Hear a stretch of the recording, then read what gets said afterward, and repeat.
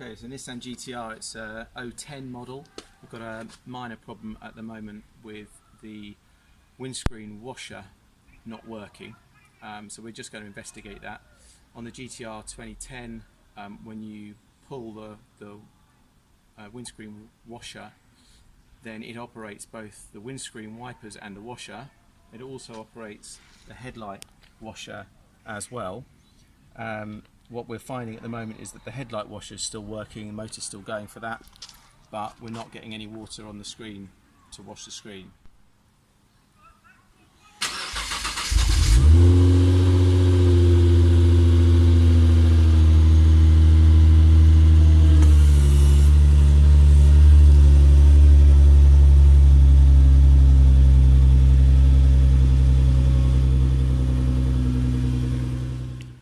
So the windscreen washer is attached to the wiper blade, and if you have a look at that, you can see there are the nozzles. So what we'll do first of all is just check to see if they're blocked, see if they're clogged. That often happens. In this case, we just have to unscrew to really get a good look at it. We can just unscrew a single screw and we'll be able to take it off. So the windscreen washers are attached to the blades here, and let's just lift that up. You can see they're attached by a single screw underneath. If we take that screw out, we can easily take this nozzle off and have a look more closely. So I've just put a cloth down here because I don't want to lose the little screw into my engine compartment, and it's just a small Phillips screwdriver, and just be careful you don't drop it.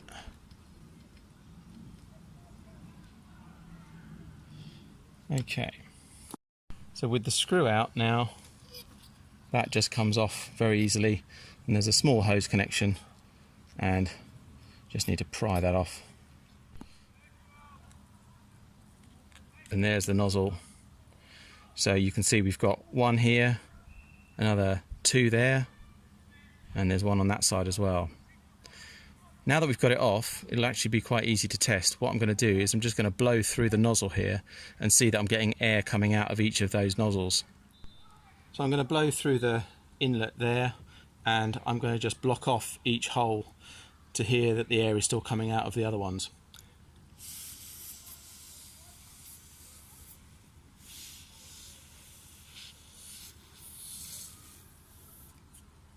That seems clear. The air's coming through each of those four nozzles, so I'm happy with that. So I'm going to do the same for the other side as well. Got my cloth in place just so I don't drop the screw down into the engine compartment. Just carefully unscrew.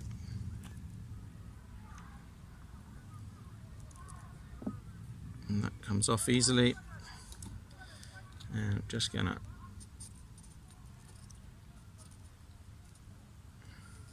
ease that off.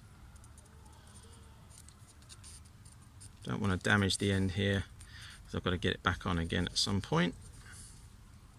There. Now that I'm happy that it's not the nozzles that are blocked, I'm going to put them back on. It saves me having lots of spare bits knocking about, so I'm just going to put them straight back on. Save me from losing the little screws. And that goes straight in there, clicks back on into place, and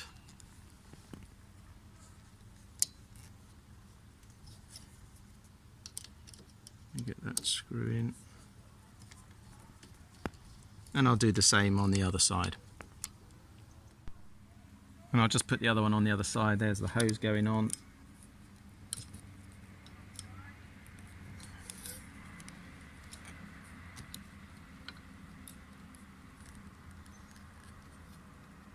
It just means I've got less bits floating about that I'm going to lose.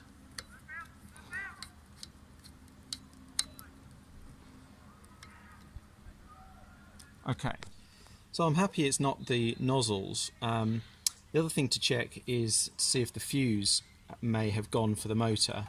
The fuse is located in the battery compartment. If you take the battery compartment off, you can see this is your fuse box here, and you can kind of get it off, but it's a bit tricky to get the other end off. So we might as well just pop off these few little poppers. There's one up here, one here, and one here, and that allows you to then lift this. Oh, there's a clip under here, yeah, it just needs pulling up, and that allows you to be able to move this bit out of the way, and that means you can then access the fuse box more easily.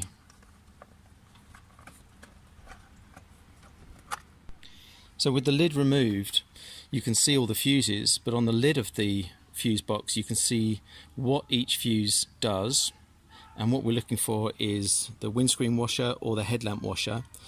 You can see there isn't a windscreen washer here, but there is a headlamp washer, which is this fuse here, which relates to this 40 amp fuse here. So the headlamp washer is powered by the same line as the windscreen washer, and this fuse is for both motors, both the headlamp washer and the windscreen washer motor. So we'll just test this fuse, but I suspect that it's working anyway because it's powering the headlamp washers and the headlamp washers are working, but we'll test it anyway now that we've got it here. Okay, with the smaller fuses you can actually test the fuses in place. You see they've got little contacts on the back here, and you can just put your multimeter across those and see if there's a connection between the fuse. However, on these larger ones there are no contacts on the back, so we're going to have to take them out to have a look. I'm going to do that with this is the one we want, so I'm going to do that just using 2 screwdrivers very carefully and gently. I don't really want to break anything, but I'm just going to lever it out slowly and carefully. Once I've got it up enough I can probably get my fingers on it, give it a bit of a wiggle. It's a little bit stiff, but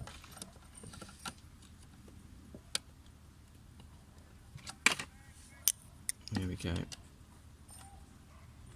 and that's got him.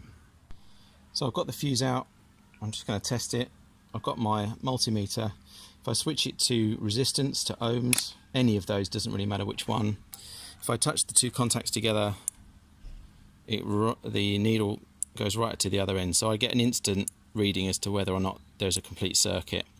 So if I test it across the fuse now, I should hopefully see the same thing. And that's the 2 contacts. So that's complete, the fuse is fine. So I'm happy that the nozzles are not blocked and the fuse is intact. So the next thing really is to see if the motor for the windscreen washer is working.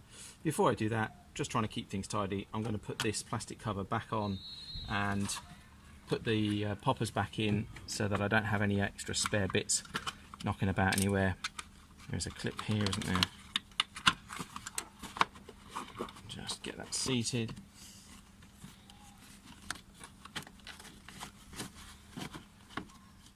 Okay, so we've checked the nozzles, we think they're fine, they're clear, and now we've had a look at the fuse and we've checked that and that's working fine. And we also know that the fuse must be working because the headlamp washer motor is working and they're off the same fuse, so pretty good clue that actually the motor fuse is good. So the next thing to do is to suspect that perhaps the motor that's driving the windscreen washer motor is faulty. One way to test that would be to just pull on the lever and listen for the motor, but it's slightly confusing because you've also got the motor for the headlamp washer going at the same time and there's engine noise. It's quite difficult to hear. Let's have a look and see if we can hear the motor going.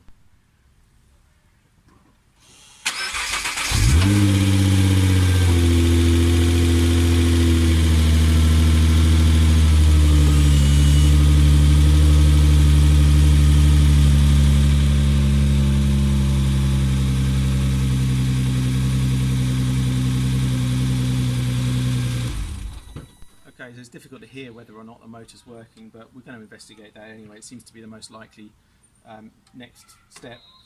The washer bottle filler is here, which means the washer bottle's in on this side somewhere, and a little bit of research actually tells you that the washer bottle is located in front of the front left wheel arch, and so in order to get to that we just need to take the wheel off and take the inner linings off the wheel arch, and we should be able to access the motor which is sitting at the bottom of the washer bottle.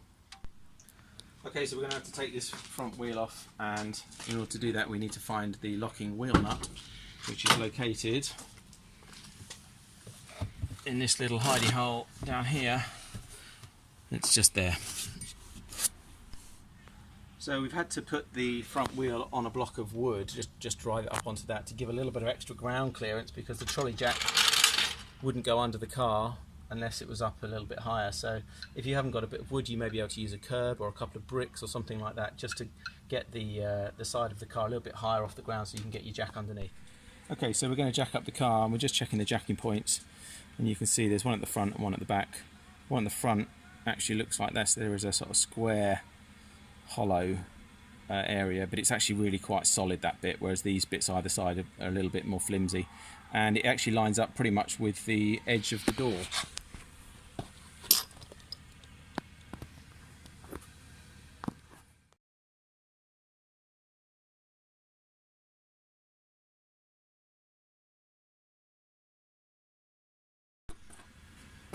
So we've got the wheel off, and now you can see inside the wheel arch we've got a few plastic poppers to get rid of in there, and that's the front of the car there, and I think the washer bottle's behind that. So we've managed to take the plastic poppers out of the various locations in the wheel arch and underneath as well, but they've been there a long time, and you can see they're going to get damaged as they come out. Even the ones with the crosshead to get a screwdriver in there, they don't really work, they just spin around and stuff, so they're not really good.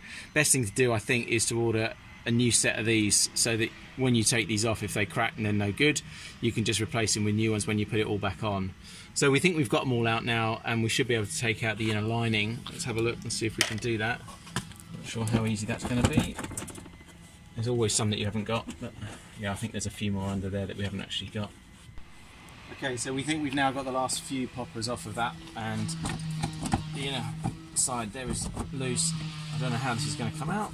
Might be a bit of a fiddle. Let's just see. We'll get those bits out.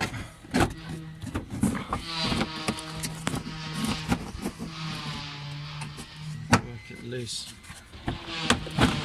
Okay. So that seems to come out towards the front a bit.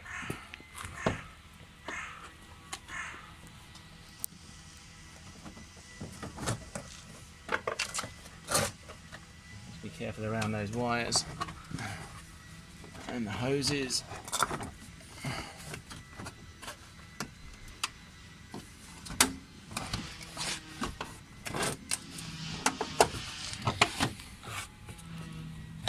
It's a little bit fiddly over there. What's under there?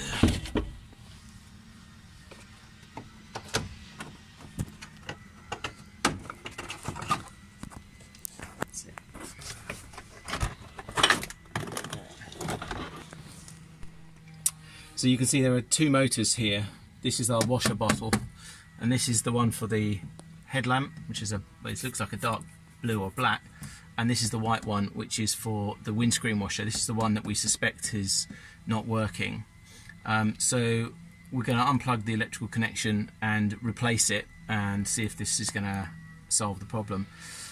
Disconnecting the electrical connection, you have to squeeze the top down, so squeezing it top and bottom, and it should come apart, should come out like that, and then pulling the motor towards you will pull the motor out.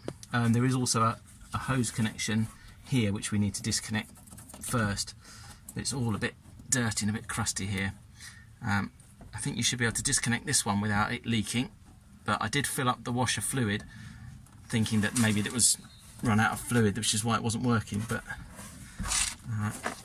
it wasn't. So this hose is quite stiff on there, obviously, with all the dirt and everything. I've seen people talk about using a pry bar. I don't think I can get a pry bar in there actually, so I'm just going to use the end of my flathead screwdriver, just gently work it round the hose. So I don't want to damage it because I've got to put it on the new motor, but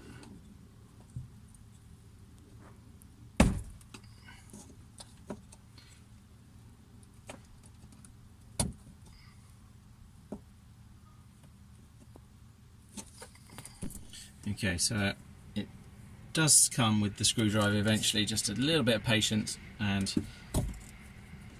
here we go. So it's going to leak a bit of fluid. I'm just going to catch that into my bucket.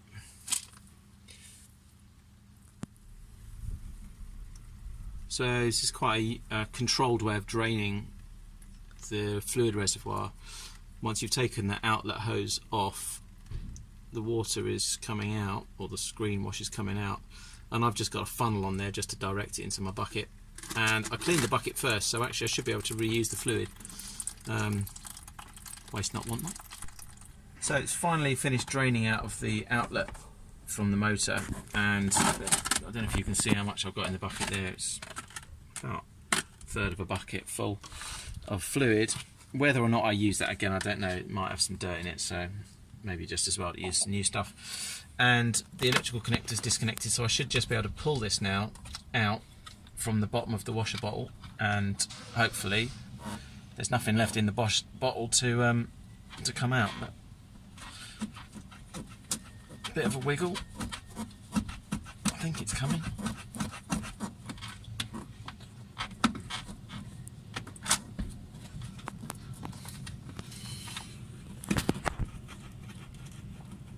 It has got a seal, and it goes inside the seal.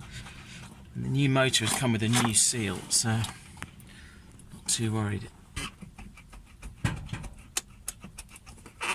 about the state of it.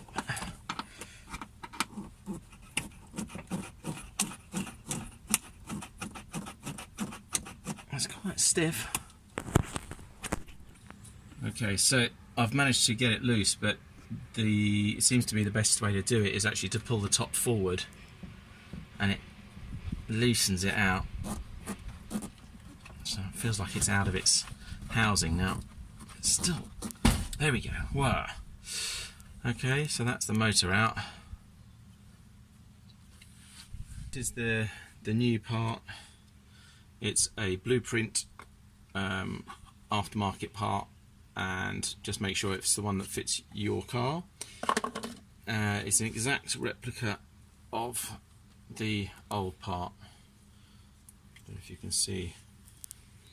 So we should have no problems fitting it. I took the old bung out from the bottom of the washer bottle. That goes with the old motor. The new one comes with a new bung. So we're going to put the bung in the bottom of the washer bottle.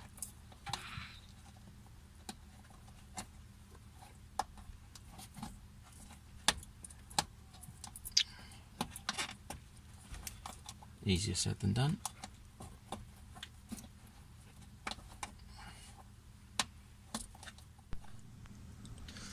So we've managed to get the rubber bung in, and now you should be able to push the motor in through that rubber bung. It's quite a tight fit, so give it a wiggle and see if you can get it to go through that rubber bung. And once that's in, then we can replace the outlet hose and the electrical connection. Right, so that's got the pump back in. It actually worked a bit better if you push the top bit back into the housing and then push the bottom through the gasket that you'd already put in. But so now we just replace the power clip and the outlet hose to the bottom, and we should be good to go. We'll give it a test and see what happens before we replace everything else. Good, so we've managed to change the motor, and we thought it'd be a good idea to test it before we put all the bits and pieces back on. I've put a little bit of water in the reservoir now, so we've got something to play with. I'll have to turn the engine on in order to give it power, and then we'll have a look and see if it works.